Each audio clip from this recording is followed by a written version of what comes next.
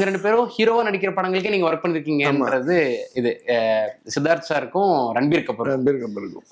So அவருமே வந்து இதுல சாவரியால பிளாக்ல அசிஸ்டன்ட் டைரக்டரா ஒர்க் பண்றாரு.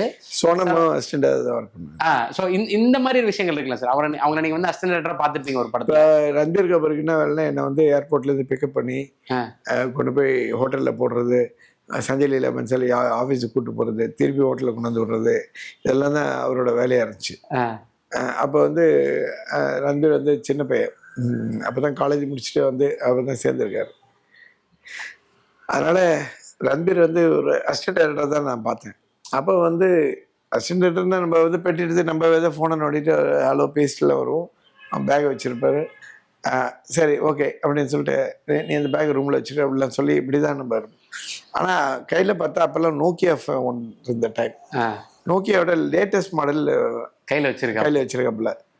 அதை பார்த்த உடனே என்ன உங்கள் வீட்டில் யாராவது சினிமாவில் இருக்காங்களா, you must be rich guy, ஏன்னா லேட்டஸ்ட் மாடல் வச்சுருக்கேன் அப்படின்னாரு. கைண்ட் ஆஃப் சார்னாரு. அப்படின்னா அப்படின்னா யார் சினிமாவில் இருக்கா உங்கள் வீட்டிலன்னு? ரிஷி கபூர் எங்கள் அப்பான்னு. அடப்பாவி சொல்லி சொல்கிறதா, ரிஷி கபூரோட பெரிய ஃபேன், இந்த பேக் கொடுன்னு சொல்லி பேக்கை நீ இனிமேல் பேக்கெலாம் தூக்காது அப்படின்னு. இல்லை சார் நான் எடுத்துகிட்டு வரேன் அப்படின்னு தான். அப்படி தான் பழக்கம். அதுக்கப்புறம் படம் ஃபுல்லாக ஒர்க் பண்ணாப்புல. அப்புறம் நெக்ஸ்ட் ஃபிலிம் ஹீரோ. அதே மாதிரி தான் சோனம் நல்லா குண்டாக இருப்பாங்க. அப்போ அவன் நாங்கள் சும்மா சொல்லுவோம், நீங்கள் வந்து சவுத்துக்கு வந்துரு, சவுத்தில் உனக்கு ஹீரோயின் ரோல் கொடுத்துட்றோம், கொஞ்சம் நல்ல குண்டாக இருக்கு அப்படின்னு. ஆமாம், இல்லை ஆர்ட் டிபார்ட்மெண்ட்டில் சோனாம்னு கத்தனா ஓடி வருவேன்.